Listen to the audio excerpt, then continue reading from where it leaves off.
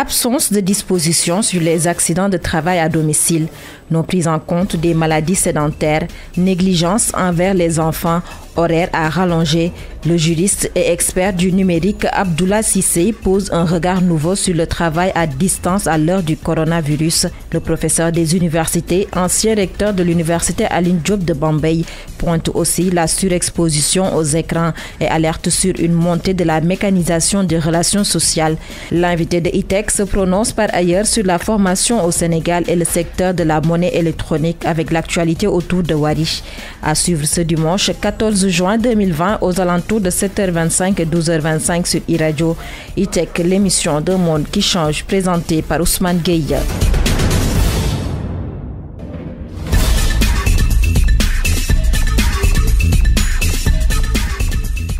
Bonjour à tous, merci d'être fidèles au rendez-vous. Du bonheur et de l'honneur de recevoir un professeur.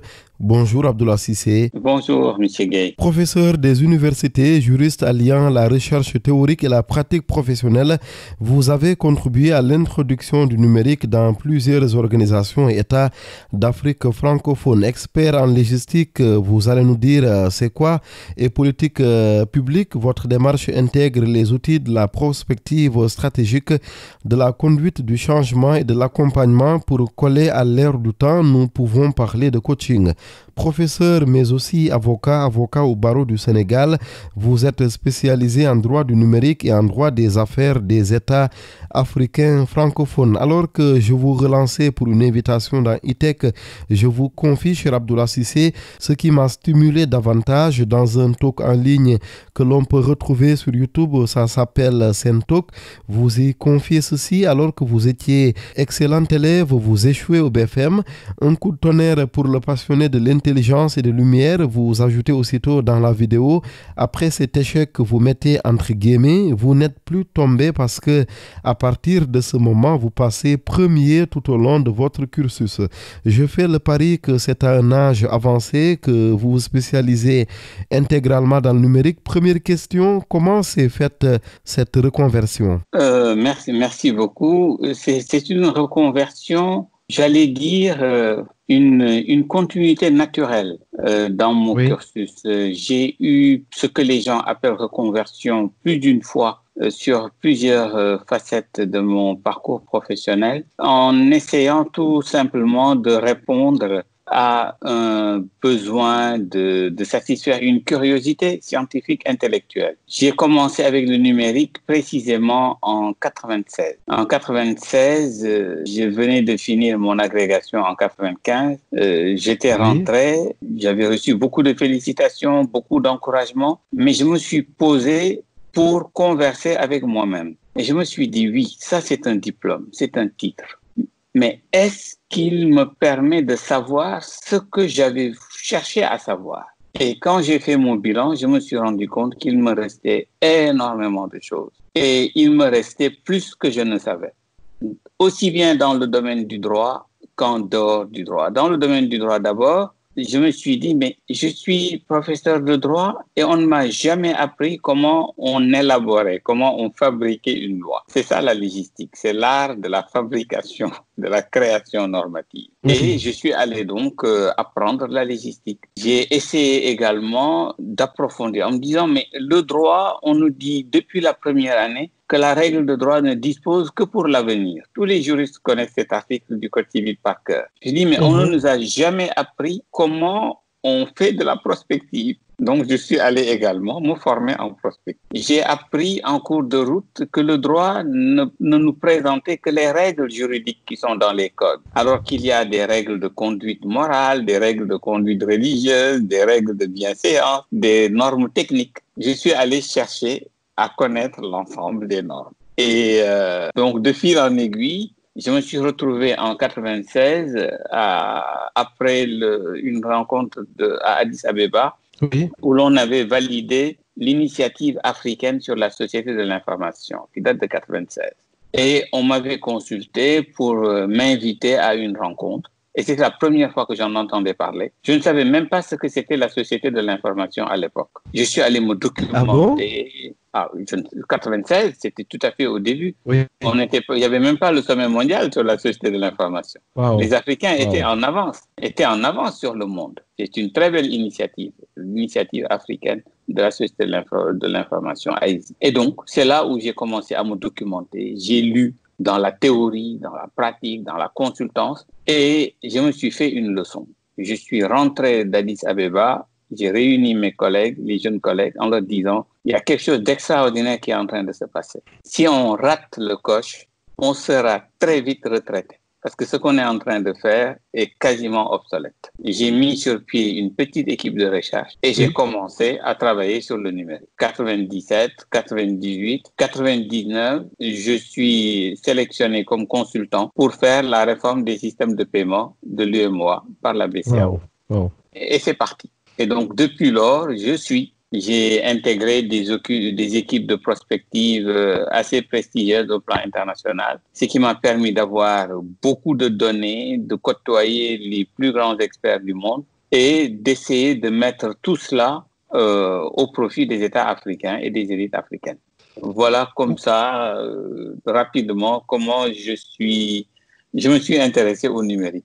Et je vois que, voilà, on n'avait pas trop le choix. Soit c'est de prendre le numérique, soit d'être en marge. Oui, et ce n'est pas pour encenser le personnage. Vous êtes dans la catégorie de ceux qu'on appelle des inclassables. Autrement dit, tantôt on vous croit en droit, vous le dites bien sûr, mais vous êtes évidemment dans le numérique plus globalement, dans beaucoup de matières.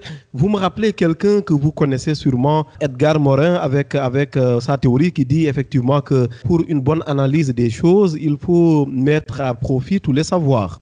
Absolument, c'est quelqu'un que je respecte énormément. Et la pensée de la complexité, l'expression me vient en tête. Absolument, la pensée complexe, penser le complexe. J'ai été formé durant mes études, notamment en thèse et en recherche postdoctorale, en intégrant l'approche systémique, qui a même été approfondie par un de mes maîtres qui m'a encadré en thèse, qui est devenu l'approche systémale, qui a combiné le systémique et le structural. Et je suis tout à fait d'accord avec Edgar Morin quand il dit qu'il faut apprendre à appréhender la totalité du réel. Il l'a fait en développant la systémie. Mais il n'y a pas que cela. Vous savez, aujourd'hui, il y a 4 facettes du réel. Et quand on veut avoir une vision globale, il faut les appréhender toutes. Il y a ceux qui n'étudient que la substance d'une chose. Ce sont les scientifiques de tous bords. Ils étudient la matière, la substance. Il y a ceux qui, comme Edgar Morin, étudient la relation. On considère que le monde n'est fait que de flux et de reflux de relations physiques, matérielles, individuelles, sociales, organisationnelles. Il n'y a que des relations. Et chaque relation crée d'autres sous-relations. C'est ça l'approche systémique. Mais il y a une autre dimension du réel également. C'est la dimension qui est liée à l'information, au sens de ce qu'il cache derrière. C'est ce qui donne naissance à l'astrologie, par exemple, qui est une façon de chercher le sens.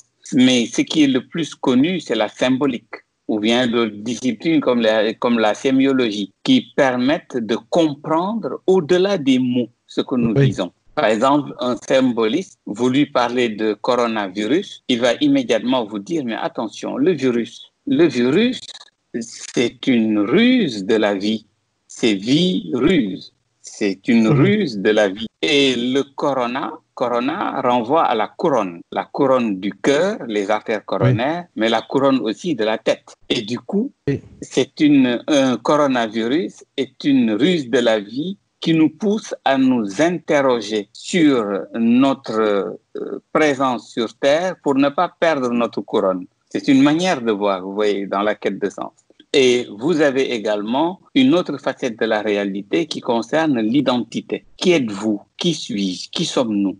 Est-ce que nous sommes des égos, des individualités? Est-ce que nous sommes holons, c'est-à-dire est-ce que nous appartenons à quelque chose de plus important, de plus grand que nous? Oui. Ça, c'est la question de l'identité qu'on ne peut découvrir qu'à travers un parcours initiatique.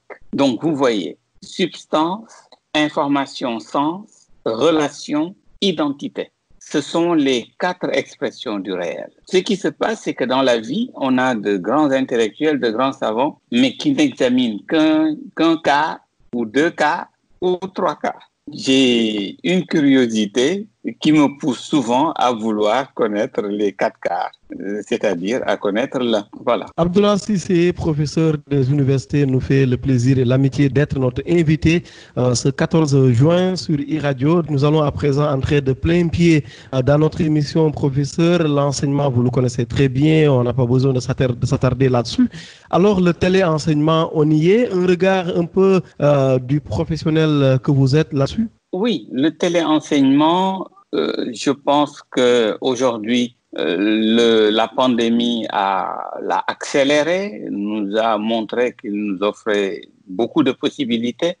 J'ai eu dans un passé, peut-être pas très récent, mais en 2003, je lançais déjà le premier diplôme de droit africain du cyberespace en formation ouverte et à distance. Ce master professionnel existe toujours en ligne et a été soutenu par l'Agence universitaire de la francophonie.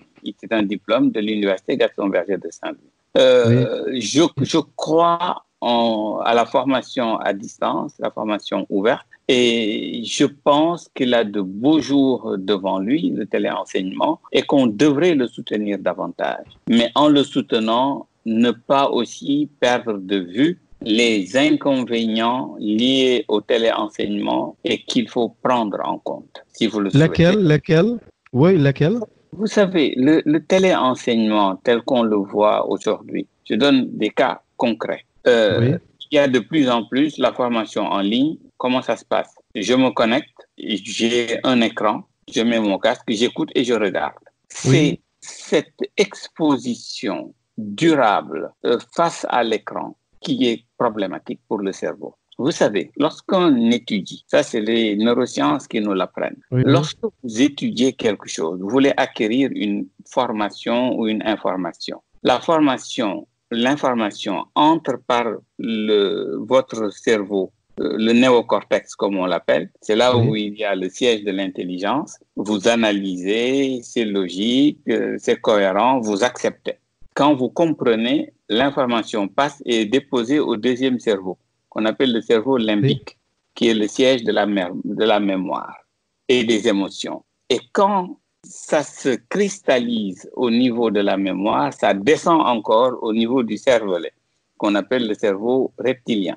Et à ce niveau-là, l'information va créer des attitudes, des automatismes, des comportements, tout ce que vous voulez, mais de façon automatique. Qu'est-ce qui se passe quand on est face à l'écran, que ce soit un écran de télévision ou d'un cours? C'est que l'information, elle entre comme par effraction dans votre cerveau, parce que vous n'avez pas le temps de l'analyser et de digérer. Elle entre et se dépose dans le cerveau reptilien. Ce qui fait que quand vous observez un enfant, regardez-le dans votre maison ou ailleurs, un enfant qui est captivé par l'écran, il ne s'occupe plus de rien. Il est comme hypnotisé. Parce qu'il y a une neutralisation de son néocortex qui est là. Il devient comme un aspirateur. Il absorbe tout ce qu'on lui donne et il est subjugué. Cela, à longue, réduit son intelligence. Et c'est un facteur qui est extrêmement important. Aujourd'hui, dans le domaine des neurosciences, il y a une problématique qui est agitée. C'est la question de l'intégrité mentale. Vous tous, même ceux qui ne sont pas juristes, ont toujours entendu la protection de l'intégrité physique et morale. C'est toujours tout le temps ce qu'on répète. Intégrité physique et morale. Mais on ne parle pas de l'intégrité mentale. L'intégrité mentale a été révélée par les derniers progrès neuroscientifiques qui nous ont montré que l'individu n'est pas protégé dans son intégrité mentale.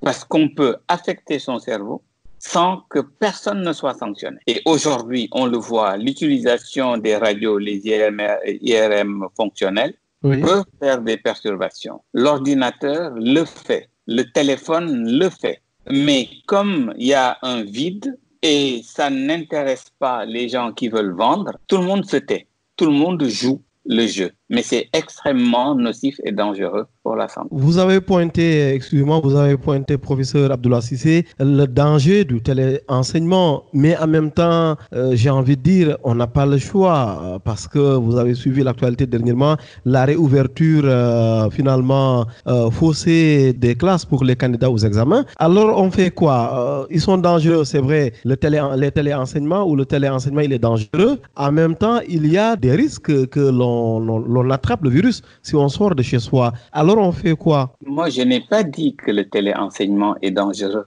Non, je parlais de l'écran. Je parlais de l'écran. Exact. Oui. C'est là où je veux en venir.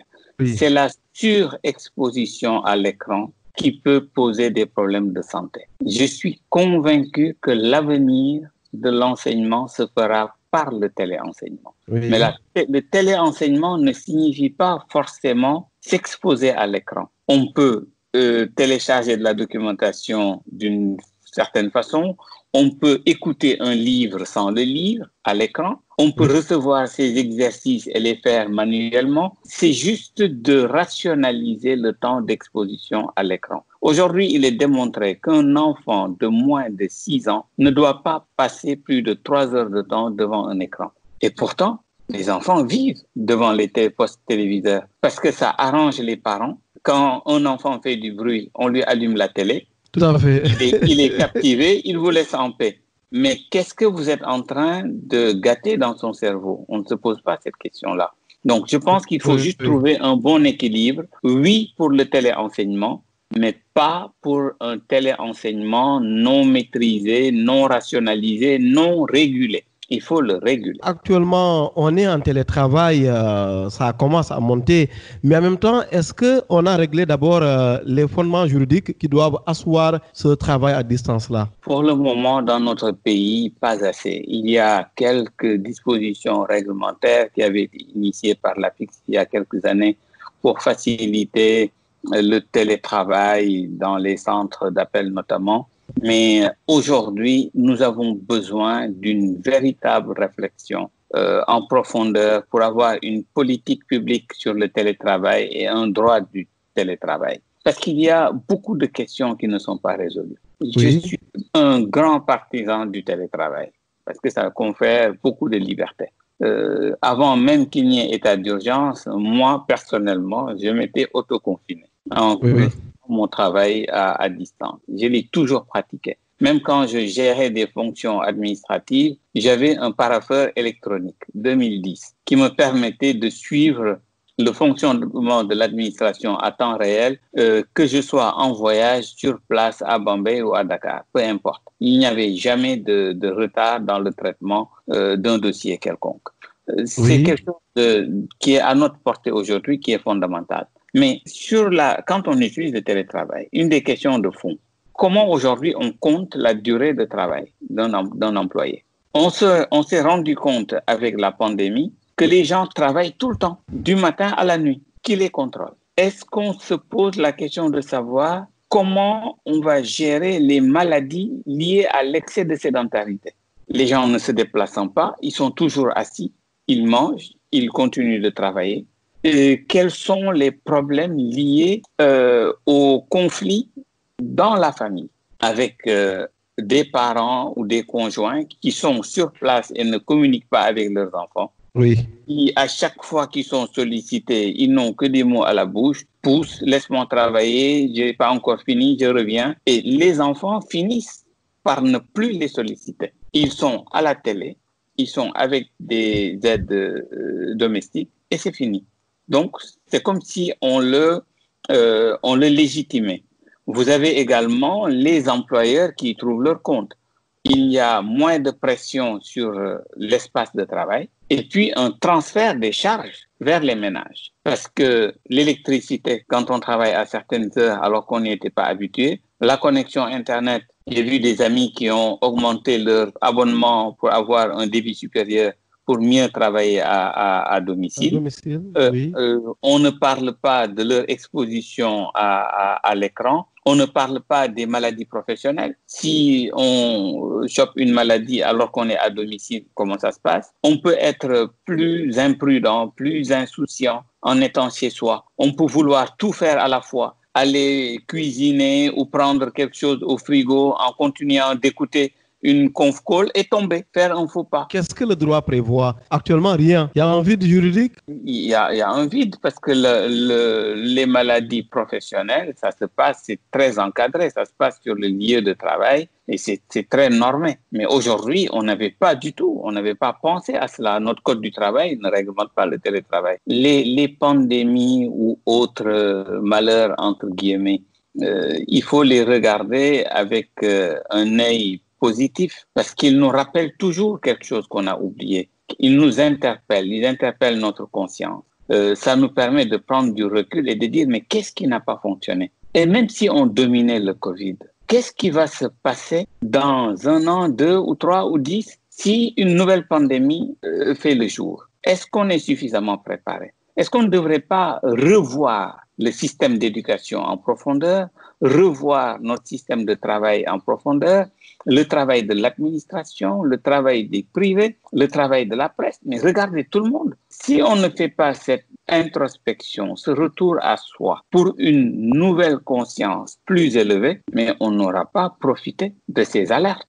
Ces maladies, ces pandémies ne sont que des alertes à la conscience humaine. C'est ça le langage de l'inconscient collectif. C'est comme les émotions pour nous, individus. Quand vous avez peur, c'est parce qu'il y a un danger. L'émotion n'est qu'un signal d'alerte. C'est tout. Les pandémies, ce sont des alertes à la conscience collective. Qu'est-ce qu'on en fait? Tout le monde est interpellé. Aujourd'hui, ce qui est un peu dommage, c'est à la fois légitime mais dommageable, c'est que quand il y a un danger, on pense qu'à éteindre le feu. Et après, qu'est-ce qu'on fait? Est-ce qu'on a résolu en fait tous les préalables, par exemple légiférer sur les accidents de travail mais à domicile? Est-ce qu'à côté de cela, il y a d'autres paramètres qu'on devrait prendre en compte pour moderniser notre droit du travail? Vous savez, le télétravail offre de la liberté, de la flexibilité. Le droit n'est qu'un outil de régulation qui cherche à trouver l'équilibre entre des intérêts contradictoires. C'est ça le rôle du droit. Il faut regarder sur la balance les avantages, les inconvénients, les forces, les faiblesses, les opportunités, les menaces et dire voilà, on a affaire.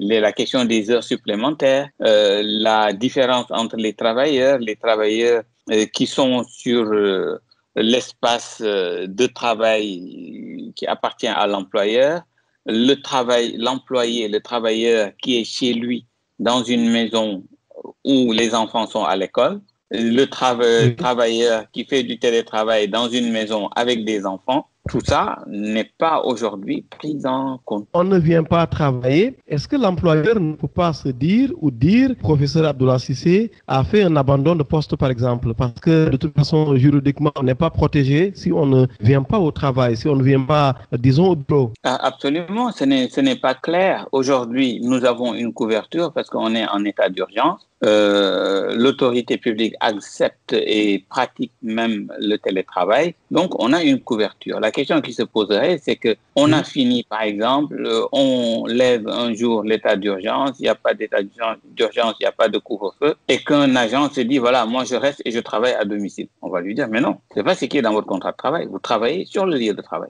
Et là, on peut le convoquer. Et s'il ne vient pas, c'est comme s'il a fait un abandon de poste. Alors qu'il peut amener comme preuve qu'il a fait son travail, qu'il a atteint ses objectifs et réalisé des résultats. C'est possible. Mais quand c'est flou ou quand c'est vide, on ne saura jamais qui a tort, qui a raison. On n'aura que des victimes. Donc, je pense que l'urgence aujourd'hui dicte une réflexion approfondie et une prise en charge par les autorités étatiques pour avoir une loi sur le télétravail avec les décrets d'application. Le professeur des universités Abdoulaye Cissé, spécialisé en droit du numérique, avocat au barreau du Sénégal, est mon invité ce dimanche dans ITEC. Une pause de 25 minutes, professeur, pour faire place aux dernières actualités de ce dimanche et l'on se retrouve juste après.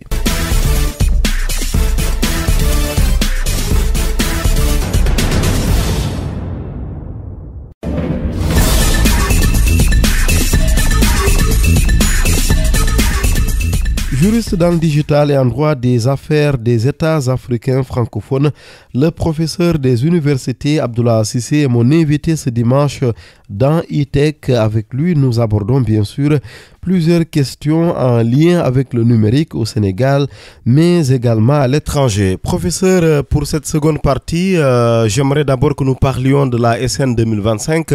Est-ce que le délai de 2025, justement, avancé, est-ce qu'il est le bon au regard un peu des exigences de prospective? Oui, vous savez, ce sont des choix politiques.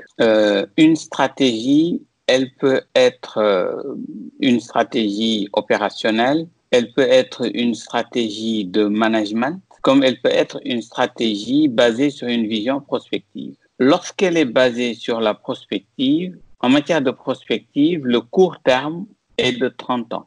Le moyen terme va jusqu'à 70 ans et le long terme jusqu'à un siècle. C'est ça la démarche de prospective. Lorsque vous êtes en management stratégique, le court terme, c'est 3 ans, moyen 5 à 7 ans, et le long terme, c'est 10 ans. Lorsque vous êtes dans les stratégies opérationnelles, vous allez avoir 3 mois, 5 à 7 mois, puis 1 an.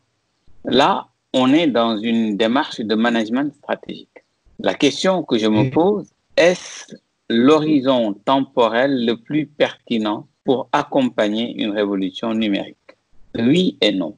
Aujourd'hui, on devrait combiner les trois. C'est d'avoir une vision prospective, par exemple, qui nous amènerait à l'horizon 2060. C'est une vision de dire, mais qu'est-ce qu'on veut de la société sénégalaise quand on va célébrer le centenaire de l'indépendance du Sénégal? Il ne reste que une quarantaine d'années. Ce n'est pas beaucoup en matière de prospective. C'est un peu plus que le court terme. Et sur cette base, on peut élaborer une stratégie décennale en disant, d'ici aux 10 prochaines années, comment on va gérer. Là, on peut être dans du management stratégique, du numérique. Et avoir maintenant des plans opérationnels, si on veut, annuels ou pluriannuels, qui vont suivre l'évolution au détail. Aujourd'hui, nous avons une stratégie qui va à 2025. C'était prévisible. J'ai eu à le dire à plusieurs reprises que l'horizon était très court et qu'on allait être dépassé très vite. La preuve, on est en train de réviser, de s'ajuster. Il n'est pas dit qu'avant 2025, on va encore s'ajuster. Parce qu'il n'y a pas une vision prospective. Aujourd'hui, le télétravail ne devrait pas nous tomber sur la tête, comme le téléenseignement, sans qu'on l'encadre. On est toujours en train de parler de télécommunication ou communication électronique, données perso, cybersécurité, cybercriminalité. Ça, c'est il y a déjà 20 ans, on parlait de ça. Aujourd'hui, le débat est ailleurs. Le débat, c'est de regarder le télétravail, le téléenseignement, la santé avec l'usage des TIC, la publicité, etc. Donc, cette réflexion n'est pas encore, je pense, à la hauteur des attentes du secteur et des acteurs. Nous, on s'attend encore, on est encore sur notre faim pour voir une stratégie animée par la prospective orientée vers la création de valeur, le développement endogène intégral. C'est-à-dire que dans n'importe quel village, on ait accès au très haut débit. Que les startups du Sénégal, les jeunes créatifs de tous bords soient soutenus, parce que c'est ça notre plus grande richesse. C'est pas le pétrole, c'est l'intelligence de la jeunesse sénégalaise. On peut avoir un horizon à long terme sur la base d'une approche prospective, par exemple le numérique en 2060, au centenaire de l'indépendance du Sénégal, avoir dans une démarche maintenant de management stratégique un horizon plus rapproché, par exemple 10 ans, une décennie, et avoir une approche opérationnelle avec des projets ou des programmes qui peuvent durer entre 1 et 3 ans, mais tout s'emboîte. Ça nous permet d'avoir une meilleure visibilité par rapport à notre avenir. Sinon, on est toujours surpris. On est dans une démarche de réactivité au lieu d'être proactif. Vous l'avez dit tout à l'heure, qu'est-ce qu'on fait pour le téléenseignement? On n'y a pas encore réfléchi. Qu'est-ce qu'on fait pour le télétravail? On n'y a pas encore réfléchi. On est toujours là en train de regarder dans le rétroviseur. Alors que si on avait fait une prospective, mais on peut connaître déjà les grandes problématiques qui nous interpellent et avoir une position là-dessus et commencer à travailler. C'est comme quand on arrive avec la pandémie, on se dit, ah tiens, la pandémie est là. Est-ce qu'on a assez de lits? Est-ce qu'on a assez d'hôpitaux? Où est-ce qu'on va mettre les gens? Mais toutes ces questions-là ne devraient pas exister dans une démarche de prospective. Vous savez, c'est quoi l'urgence? L'urgence, c'est quand vous n'avez pas fait ce que vous auriez dû faire au moment où vous étiez attendu pour le faire. Quand ce délai est passé, ça devient urgent. C'est pourquoi Talleyrand disait, quand c'est urgent, il est déjà trop tard. La prospective, c'est juste un outil d'anticipation. Avant que les choses ne vous rattrapent, que vous les voyez avant qu'elles n'arrivent. Vous les voyez arriver. Vous les voyez arriver. Regardez au moment où nous parlons. Comment on va faire, par exemple, pour désinfecter les hôtels ou les restaurants? On dit on peut retourner dans les restaurants. Mais dans un restaurant, comment on met des masques? Alors que c'est fait pour manger, boire, entre autres. C'est ça. Donc, ce sont des questions comme ça. Moom la wolof di wax prospective du dara. En wolof mooy jiital sa xel. Loolu lay prospective. Jiital sa xel. Quand on a l'esprit en avant, on n'est pas surpris. Mais quand on met en avant la charrue devant les bœufs, ça signifie le corps avant l'esprit. On a toujours des surprises et on n'est jamais satisfait parce que tout nous rattrape. La question n'est pas d'être totalement prêt. La question, c'est de voir la chose qui arrive. Les pandémies dans l'histoire de l'humanité ont démarré depuis le néolithique, durant la période de la chasse, de la cueillette. C'est les premières pandémies de l'histoire. On sait que l'histoire de l'humanité est jalonnée de pandémies. On en accueille de nouvelles où il y a d'anciennes pandémies qui refont surface. Mais à chaque pandémie, de quoi on a besoin? On a besoin de structures de santé et d'hôpitaux. Si aujourd'hui, on avait au Sénégal, dans chaque région, un hôpital de classe internationale avec une bonne capacité d'accueil, mais on ne réquisitionne aucun hôtel. Si on disait que dans 10 ans, on les aura, mais à la prochaine pandémie, d'après 10 ans, on sera assez bien préparé. Mais on a 60 ans d'indépendance, on ne s'est jamais posé cette question. Et ça se pose encore en 2020. Le président Senghor, quand il posait la première pierre de l'université Gaston Berger en 1971, avait demandé qu'on y crée un institut pour la prospective, en hommage à Gaston Berger, qui est considéré comme le chef de l'école prospective française. Oui. Ça fait combien d'années? 50 ans? Il n'y a pas encore de prospective au Sénégal digne de ce nom. Il y en a qui peuvent utiliser parfois l'expression, mais sans faire de prospective. Il y a des démarches qu'il faut institutionnaliser. Un État doit avoir un institut de prospective qui lui permet de regarder très loin et de l'alerter. Tous les pays développés en ont. Vous savez, sur le plan africain, le premier organisme de prospective qui existait et qui concernait l'avenir des politiques africaines, ça a été créé par les États-Unis dans leur département d'État sur la prospective africaine. Mais les Africains ne l'ont pas créé eux-mêmes. L'Union africaine n'en a pas, l'OUA n'en a jamais eu. Nous, toutes nos organisations, qui fait de la prospective? Aujourd'hui, l'OCDE va vous dire quelle est sa prospective pour 2061, parce que c'est l'anniversaire de son centenaire. Oui. Eux, ils n'en discutent plus, ça s'est réglé. Ils savent où ça va. Et les prospectives, on ne dit pas tout le temps ce qu'on a appris et là où on veut aller. L'essentiel, c'est de le savoir. Je rappelle que professeur Abdoulaye Cissé, expert du numérique, est notre invité, juriste également, avocat au barreau du Sénégal, notre invité ce dimanche sur iRadio. Alors, une prospective, bon, bien sûr, je respecte vos études, hein, très cher professeur, que vous avez fait en prospective, mais est-ce qu'il faut des études ou bien la prospective, c'est juste se projeter, réfléchir un peu à ce qui n'est pas encore là? Il y a les deux. C'est une philosophie, mais aujourd'hui aussi, c'est une démarche scientifique. La démarche de prospective, elle est très claire, très normée. On ne fait pas de la prospective comme, comme un amateur. Quand j'avais fait une formation à l'Institut Futurible, qui forme à la prospective également, j'avais fait un séminaire d'approfondissement et à la fin du séminaire, le directeur m'avait reçu et m'a dit, je vais vous partager une information que peu de Sénégalais savent. Je l'écoute, il me dit, votre président Senghor était membre de notre conseil d'administration en 1959, avant l'indépendance du Sénégal. Wow. Tout le monde reconnaît qu'il a été visionnaire, mais il avait aussi une base. Il était plus philosophe qu'autre chose. Il l'a appliqué dans le domaine de la culture. Vous savez, M. Gay, peut-être que vous pourrez retrouver ça dans les archives. Jeune Afrique avait sorti un jour Béchir Ben Yahmed dans ses éditos, ce que je crois. Il avait sorti il y a quelques années, je n'ai plus le document, mais ça peut se retrouver. Oui. Il avait sorti un extrait d'un discours à la nation du président Senghor en 1962. Moi, j'étais pas né. À l'époque, oui. Le Sénégal avait 2,5 millions d'habitants. Et le président Senghor disait en substance, ce dont je me souviens, il disait « Le monde évolue inéluctablement vers la totalisation ». À l'époque, on ne parlait pas de mondialisation. Il dit « Le monde évolue vers la totalisation ». Et cette totalisation sera accélérée par le progrès technique. Aujourd'hui, il n'y a que le concept qui a changé.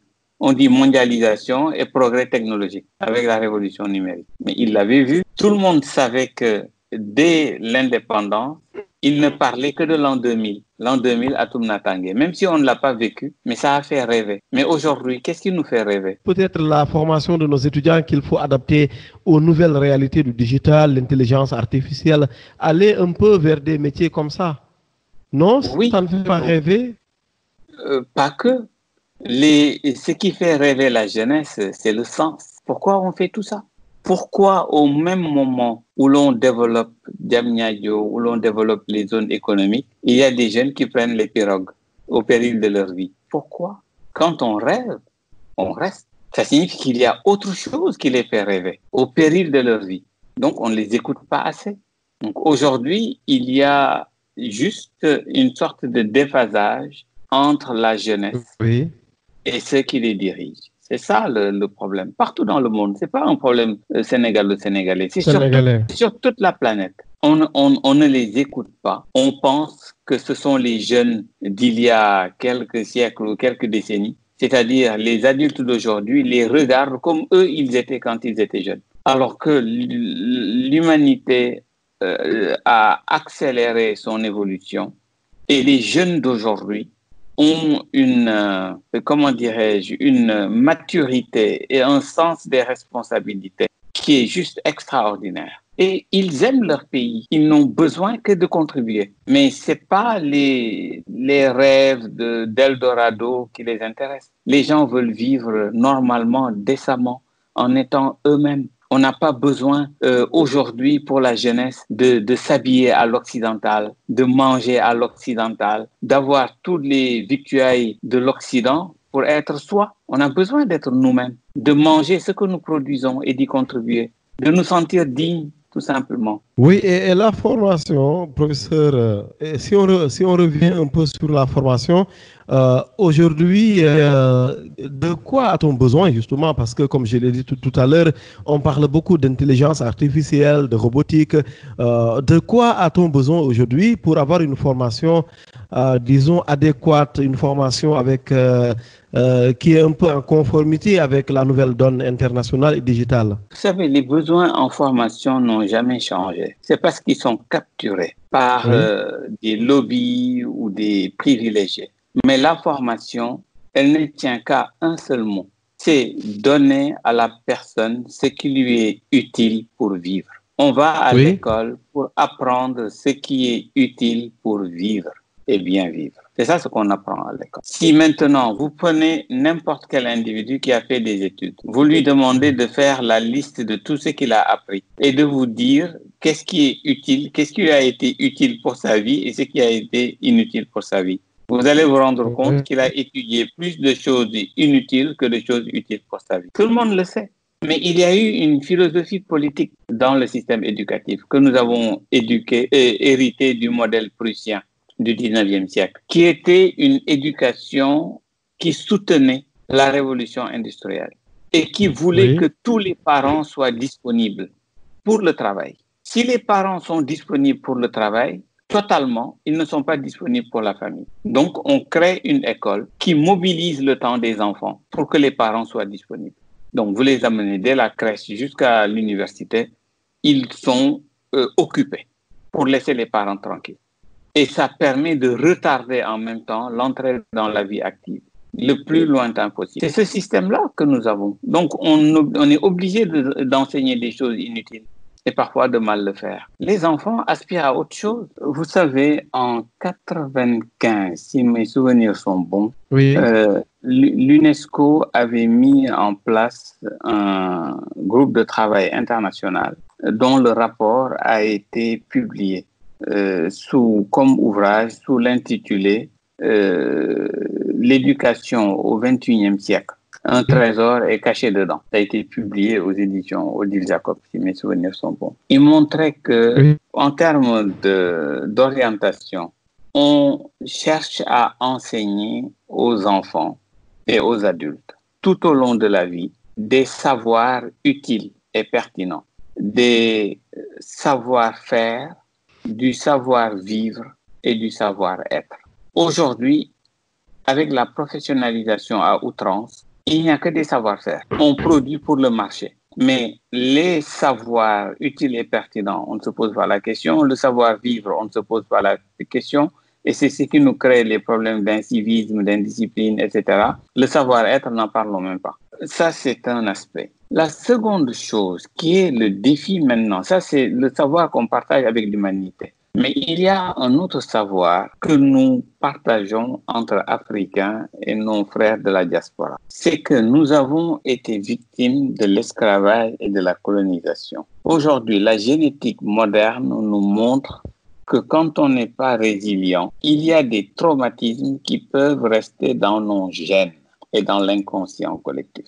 Qu'est-ce qu'on fait pour les désamorcer, les débloquer, pour pouvoir redevenir nous-mêmes? Aujourd'hui, la première conquête, c'est la conquête de notre cerveau. Notre cerveau, on ne l'a pas, on n'est pas indépendant dans notre cerveau. On utilise en général que le cerveau, comme disent les experts, le limbique gauche. Le limbique gauche, c'est ce qui fait faire les tâches opérationnelles. On est des exécutants. C'est ce que l'on apprend de la maternelle à l'université ou dans les grandes écoles. Exécuter, exécuter, exécuter. Si vous me dites, moi j'ai assisté à une rencontre internationale où j'ai entendu des experts européens dire une phrase qui m'avait moi choqué. Ils ont dit, mais qu'on ne se voile pas la face. J'étais, entre parenthèses, le seul Africain dans la rencontre. Oui. Donc, ils avaient oublié que j'étais là. Et il y en a un qui a dit, mais qu'on ne se voile pas la face. L'intelligence artificielle, c'est notre solution pour lutter contre le vieillissement. Oui. Si nous avons des sociétés où il y a beaucoup de personnes âgées, on n'a plus de jeunesse pour assister, pour accompagner, pour aider, pour faire tous les petits travaux d'accompagnement. Il dit on a besoin de robots parce qu'on n'a plus de jeunesse. Ça répond à un besoin. Mais nous, si on a en Afrique une jeunesse dont l'âge moyen est de 19 ans et demi, est-ce qu'on a besoin de ça? On peut l'utiliser à d'autres fins. Moi, je peux faire de l'intelligence artificielle pour avoir des paiements électroniques en langue wolof, ou serer, ou djola, ou pulaar, que l'on puisse avoir sous l'arbre à palabre des personnes qui se connectent sans être passées à l'école. Un robot, par exemple, un chatbot, comme on dit, dans une banque qui vous répond en pleine nuit, par exemple, quand vous avez des soucis. Un robot sur la route qui régente la circulation parce que tout le monde ne peut pas être là tout le temps. Nous avons besoin de cette intelligence-là. C'est relatif. Vous savez, on dit qu'aujourd'hui, avec le numérique, on vit en temps réel. Moi, je vais vous poser une question beaucoup plus simple que ça. Pourquoi on ne peut pas travailler H24 et avoir 8 heures pour des gens qui travaillent le jour et 8 heures sur le même poste pour des gens qui préfèrent travailler la nuit au lieu d'être en chômage et sous dépendance économique toute leur vie? Si vous avez un robot sur la route, c'est bien beau, ça fait moderne. Mais ce que vous dépensez en millions, mais vous auriez pu aussi recruter des gens qui se relaient et qui seraient très heureux de le faire. Un robot ne va pas secourir comme le ferait un humain. Un robot, on dépense une fois, après le reste, c'est peut-être de l'entretien. Tandis que ça à n'en plus finir, c'est pour toute la vie. Mais on vit pour qui? Pour l'être humain ou pour l'argent ou pour le robot? C'est ça la question. Moi, je préfère payer toute la vie, toute l'éternité à un être humain plutôt que d'avoir un robot qui me fait me passer de l'être humain. Et c'est un leurre que de croire que une fois qu'on a le robot, c'est terminé. Mais le robot, il s'entretient. Il s'entretient, il y a des mises à jour, il y a de la recherche. N'entrez pas dans ce leurre, c'est comme les autoroutes. Les péages ne finissent jamais. Parce que quand ça finit, on retape encore les autoroutes et on continue. Alors qu'on peut circuler sur une autoroute sans d'avoir à payer si on avait mobilisé, les ressources humaines d'une autre façon et non pas dans une logique de spéculation. C'est quelque chose de très relatif. La question centrale est de savoir pour qui on travaille. Pour qui on fait tout ça? C'est pour l'être humain ou pour les finances? Posons-nous la question. Moi, aujourd'hui, vous pouvez me dire, j'ai un logiciel intéressant qui peut faire le travail de 10 juristes. Donc, je peux, en acquérant ce logiciel, licencier une partie de mes collaborateurs et garder le logiciel. Mais ça ne m'intéresse pas. Moi, je veux qu'ils soient là, qu'ils contribuent en tant qu'être humain et qu'ils soutiennent leur famille, les accompagnent. Pour moi, ça a plus de sens que d'aller avoir un logiciel qui les remplace. Oui, il faut du sens. Hein. Vous êtes d'accord avec moi, il faut du sens, mais il faut également du réalisme. Et les finances, ça compte énormément. Vous savez, je ne dis pas que les finances ne comptent pas. Je dis, il n'y a pas que les finances.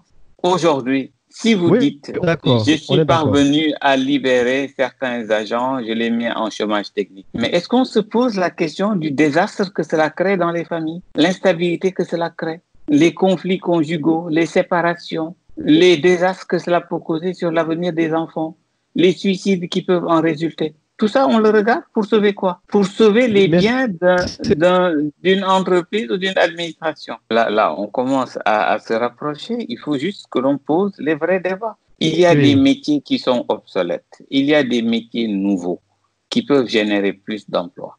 Mais mettons-le sur la table et essayons de voir qui on soutient le plus. Aujourd'hui, vous pouvez avoir une start-up qui démarre, qui peut-être ne pèse pas comme une grande entreprise, mais qui peut vous recruter, s'il était soutenu, énormément de jeunes et les former. Mais on ne les connaît pas, parce qu'on est toujours dans les schémas classiques. On a beaucoup de gens qui ne travaillent pas et qui gagnent leur salaire chaque mois et qui sont très sécurisés. D'autres qui travaillent énormément et qui ne gagnent rien, qui ne parviennent même pas à vivre. D'autres qui sont tellement désespérés qu'ils sont prêts au suicide, même en empruntant la mer. Donc, je pense qu'il faut juste remettre les choses à leur place. La mondialisation que nous vivons est une mondialisation économico-financière qui utilise la technologie pour exclure et légitimer des discriminations. Il faut qu'on y réfléchisse. Est-ce que c'est ça ce que nous voulons ou pas? Je ne veux pas regarder, faire de la technologie de surface. Si vous me montrez un beau smartphone, je n'ai rien contre. Mais qu'on me dise également ce que ça me crée dans ma tête et dans mon cerveau, qu'on me le dise. Qu'on me dise s'il y a du téléenseignement de la façon très claire, qu'est-ce que ça a comme impact sur le cerveau de mes enfants et de mes apprenants. Mais on ne le dit pas, on nous vend tout simplement. Regardez aujourd'hui un enfant qui suit un cours en ligne, gratuit, et qui est interrompu par des spots publicitaires. Ça, ce n'est plus de l'éducation, parce que vous créez des besoins inutiles dans son cerveau, vous le déconcentrez dans sa formation, mais à des fins, vous le surchargez, et à des fins financières marchandes, vous essayez d'asservir un cerveau qui sera votre futur client, ou qui peut même créer le besoin dans sa famille en disant « Papa, maman, j'ai vu telle chose, il faut que je l'aie ». Il y a une enquête sortie en fin de semaine, vous êtes sûrement ou peut-être au courant, la DPME qui parle de la vulnérabilité de nos PME face à la COVID-19. Un mot quand même important, c'est sur Wari, la plateforme de transfert d'argent électronique. L'enjeu est qu'elle est au cœur de notre actualité. Comment protéger davantage nos champions nationaux? Est-ce qu'il y a une protection qu'on peut envisager de ce point de vue? Bon, vous savez, il y a une logique du marché qui est aujourd'hui présente et avec laquelle nous conjuguons. On ne peut pas la réformer de façon superficielle. Elle est très profonde. Aujourd'hui, qu'est-ce qui marche? C'est la disruption. Pour ne pas le nommer, c'était une entreprise disruptive.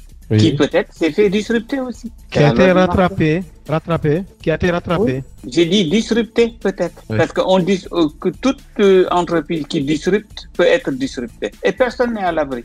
La presse est là, vous les vivez même dans le monde de la presse. Les États le subissent, les administrations, les différentes professions. Personne n'est à l'abri. Il faut anticiper pour échapper temporairement. Merci beaucoup, professeur Abdoulaye Cissé. Bien évidemment, la démocratisation de l'accès à la technologie. Professeur des universités, Abdoulaye Cissé était notre invité, l'invité de ce numéro. Merci beaucoup, à très bientôt. Merci également, M. Gueye, pour tout le travail que vous faites. C'est avec plaisir qu'on vous écoute. Merci beaucoup.